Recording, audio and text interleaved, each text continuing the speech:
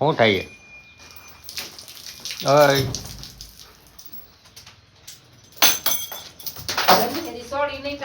આજે થોડું કામ હતું એટલે આજે આવી ગયા છીએ આપણે શોપ ઉપરથી વહેલા નીકળી ગયા છીએ.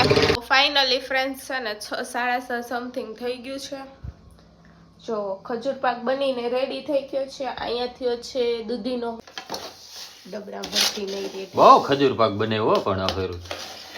હાય ફ્રેન્ડ, ગુડ મોર્નિંગ, જય શ્રી કૃષ્ણ, જય દ્વારકાધીશ. કેમ છો બધા? મજામાં આવ્યો કે બધા મજામાં જ હશો? તો મસ્ત મજાની અમારી સવાર થઈ ગઈ છે અને અત્યારે નાસ્તાનું કામકાજ ચાલુ છે. તો ચાલો જોઈએ નાસ્તામાં શું છે. નાસ્તો ચાલુ છે. ત્રિશાલી રોટલી કરી છે. રોટલી, માખણ, ચા ને દૂધ ને દહીં ને બધું હાલે છે.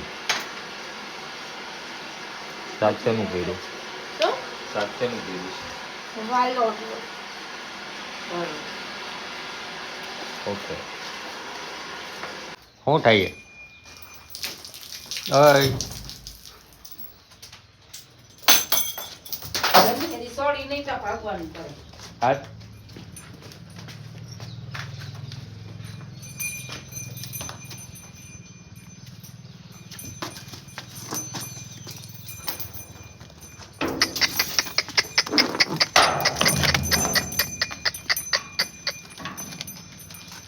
પૂરી જો પગ જ નથી ઉપાડતી.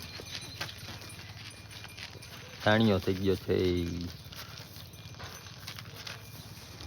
ફ્રેન્ડ્સ, તો મસ્ત મજાની મોર્નિંગ થઈ ગઈ છે. જો સુરત દાદા પણ આવી ગયા છે અને ગાયું પણ આપણી રાબેતા મુજબ અહીંયા બહાર આટા મારશે ઘડી. અને ત્રુશાલી જાય શોપ ઉપર, કેમ કે આજે છે ને થોડુંક મોડું થઈ ગયું છે જવા માટે. તો આ ઝાકળ મમ્મી કપડાં ધોય છે. તો ફ્રેન્ડ્સ ફાઇનલી અમે શોપ ઉપર આવી ગયા છીએ અને બધી સફાઈ ચાલુ છે. તમે જોઈ શકો છો મસ્ત મજાની હાવેણી લેવું પડે, કેમ કે અહીંયા બારે છે ને બધું બહુ ગંદુ હોય તો આવીને સાફ સફાઈ કરવી પડે, કેમ કે સફાઈ પહેલાં પછી બીજું બધું. તો મસ્ત મજાની સફાઈ ચાલુ છે દુકાનની. અને પછી શું કરવાનું છે ને એ હું આજ તમને મસ્ત મજાનો એક સુવિચાર કહેવાની છું ને સુવિચાર ઉપર પણ મસ્ત મજાનું મારું જ એક ઉદાહરણ આપવાની છું. તો કન્ટિન્યુ વ્લોગમાં બન્યા રહેજો. એવું બધું કામકાજ પતાવીને ફરી પાછી મળું તમને. જમવાનું થઈ ગયું છે રેડી. અલગ અલગ ફ્લેવર છે. અમારે તો દૂધો ડાયર ફિક્સ હોય. બટેકા છે. આજે થોડું કામ હતું એટલે આજે આવી ગયા છીએ આપણે શોપ ઉપરથી વહેલા નીકળી ગયા છીએ. છકડાનો અવાજ આવે છે ને ગૌરવભાઈ ગયા છે પેટ્રોલ પુરાવા માટે. છકડાનો અવાજ એટલો આવતો તો આ જેતપુરનું કયું લોકેશન છે એ જરાક કમેન્ટ કરી દેશો. અને મળીએ તમને ઘરે જઈને. ઘરે પણ થોડું કામ છે એ હું તમને બતાવીશ બધું.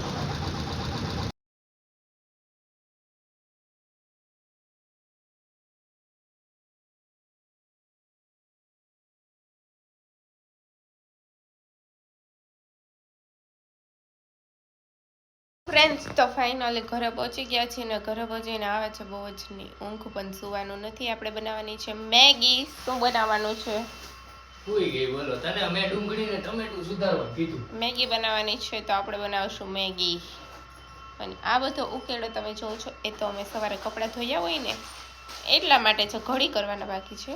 અને અહીંયા ચાલે છે ખોરિયા, ગોદડાનું ખોરિયા બનાવવાનું કામકાજ ચાલે છે. તો મેગી બનાવીએ પછી બટર કંઈક સરસ સરસ આજે બનાવવાનું છે રેસીપી. તો કન્ટિન્યુ બ્લોગમાં બન્યા રહેજો, તમને બધું જ બતાવવાનું છે.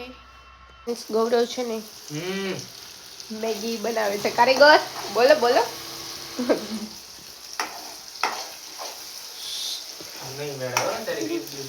ફાઇનલી મેગી બની ગઈ છે અને મંડા છે બધા ખાવા મેગી ને છાશ. બોલશે નહીં હો. બધાને ભૂખ જ એટલી લાગી, બોલશે નહીં. ભૂખ જેવી લાગી છે કોઈ બોલતા નથી.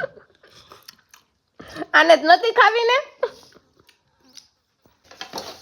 ડબરા ભરતી નહીં રેડી. બહુ ખજૂર પાક બનાવ્યો પણ આ ફેરું. બંધાણ થઈ ગયું છે. આ દૂધીનો હલવો ચાલુ છે અહીંયા, એમ નથી? બે કરવું છે આઈ રે. ખાવાનું છે અડદિયા કર્યા. અડદિયાને કઈ વિડીયો બન્યા નથી કેમ કે એ આપને આવડતું નથી એટલે નો બને ને. ફાઇનલી ફ્રેન્ડ્સ છે ને 6 સાડા 6 સમથિંગ થઈ ગયું છે. જો ખજૂર પાક બનીને રેડી થઈ ગયો છે. અહીંયાથી છે દૂધીનો હલવો પણ રેડી થઈ ગયો છે. અને બપોરના જમવાની બપોર આપણે મગજ કામ નથી, સાંજના જમવાની તૈયારી કરવાની છે. જો એકલો હિચકે છે. भूत आया भूत, मुझे डर लगता है भूत से, पर ऐसा कुछ नहीं है, मैं झूला झूल रही थी. बोलो શું છે? વાવ બોલ, સીઝનના પહેલા બોર કોણ લઈ આવ્યું, ક્યાંથી લઈ આવ્યા? ઓય વાવ, મંડો ખાવા. સીઝનના પહેલા બોર બની ગયું બધું. શું બનાવસ? કઢી ખીચડી. જમવાનું બનવા માંડ્યું છે. તો આ કઢીનું સામાન તૈયાર થઈ છે. ખીચડી વઘારેલી મુકાઈ ગઈ છે. ચાલો ફટાફટ. જલારામના કઢી ખીચડી.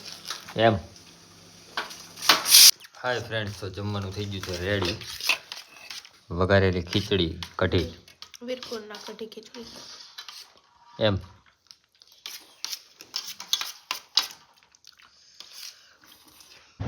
તો ફ્રેન્ડ્સ, મેં તમને કીધું હતું કે હું તમને એક વાત કહીશ વ્લોગના સ્ટાર્ટિંગમાં. તો એ સુવિચાર એ હતો કે આળસ એ માણસનો મોટામાં મોટો શત્રુ છે. તો 100% સાચી વાત છે. તમે કોઈ પણ કામ કરો છો તો પ્લીઝ આળસ ન કરો, કેમ કે આળસ કરવાથી છે ને માણસ જેટલો પાછળ રહી જાય છે ને એટલો બીજી ક્યાંય એના મહેનતથી નથી રહેતો, એના કર્મોથી પણ નથી રહેતો. કર્મનું ફળ એક દિવસ સારું મળે, એક દિવસ ખરાબ પણ મળે છે. જેવા કર્મો કરે એ પ્રમાણે ફળ મળે છે. પણ તમે સતત મહેનત કરતા રહો, હારવાનું નથી, આળસ નથી કરવાની. મારું જ એક્ઝામ્પલ આપું.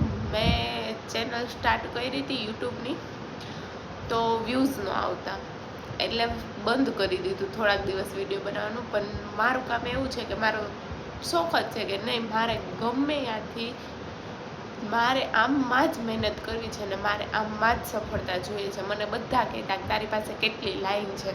હું પહેલાં છે ને પાર્લરનું કરતી, તો બધા એમ કહેતા એ લાઈન તારી પાસે છે તો તું એ કર, બીજે ક્યાંય જોબ કર. પણ નહીં, મારે કીધું મને બીજે શેમાં ઇન્ટરેસ્ટ જ નથી, મને બસ સોશિયલ મીડિયામાં જ ઇન્ટરેસ્ટ છે. તો હું એમમાં જ સફળતા લઈશ ને બીજું કંઈ વર્ક હું કરવા નથી માગતી. તો એ મેં કન્ટિન્યુ કર્યું. પછી થયું એવું, મારું ફેસબુક પેજ મોનિટાઈઝ થઈ ગયું હતું, અર્નિંગ પણ ચાલુ થઈ ગઈ હતી, બહુ સારી એવી ઇન્કમ આવતી એમાંથી. બટ એમાં પણ પ્રોબ્લેમ આવ્યો, સ્ટ્રાઇક આવી ગઈ. તો ફેસબુકે પેજ મારું સસ્પેન્ડ કરી દીધું. તો એ સસ્પેન્ડ થઈ ગયું. તોય પછી બધા એમ કીધું કે જો આમાં આવા લોચા લાગ્યા રાખે તો બસ તું મૂકી દે હવે અને કંઈક બીજું ચાલુ કરી દે, તો અત્યારે ક્યાંય પહોંચી જશે. પણ મેં કીધું નહીં, તોય મેં હાર નહોતી માની અને મેં ફરી પાછું એક નવું પેજ બનાવ્યું અને ફાઇનલી મોનિટાઈઝ થઈ ગયું, બધું વ્યવસ્થિત રીતે ચાલવા માંડ્યું. તો હું પણ તમને એ જ કહું છું કે તમે બસ મહેનત કરતા રહો, આળસ ના કરો. આળસ એ માણસનો મોટામાં મોટો શત્રુ છે ને હાર તો બિલકુલ ગમે ત્યારે ગમે પરિસ્થિતિ આવી જાય, હાર તો ક્યારેય નથી માનવાની થતી. એક દિવસ મહેનતનું ફળ મળશે. તો પ્લીઝ મહેનત કરજો. ભગવાન પણ પરીક્ષા લઈને થાકી જવો જોઈએ કે હું કોની પરીક્ષા લઉં છું, ત્યાં સુધી મહેનત કરજો. આ જ કહેવાનું હતું મારે. તો આજનો બ્લોગ હું અહીંયા જ એન્ડ કરું છું. આઈ હોપ કે તમને આજનો બ્લોગ પસંદ આવ્યો હશે. પસંદ આવ્યું તો લાઇક, શેર અને સબસ્ક્રાઈબ કરવાનું બિલકુલ ન ભૂલતા. મળીએ પાછા કાલ સવારે એક નવા બ્લોગ સાથે. ત્યાં સુધી બધાને good night, take care, sweet dreams, love you guys, by.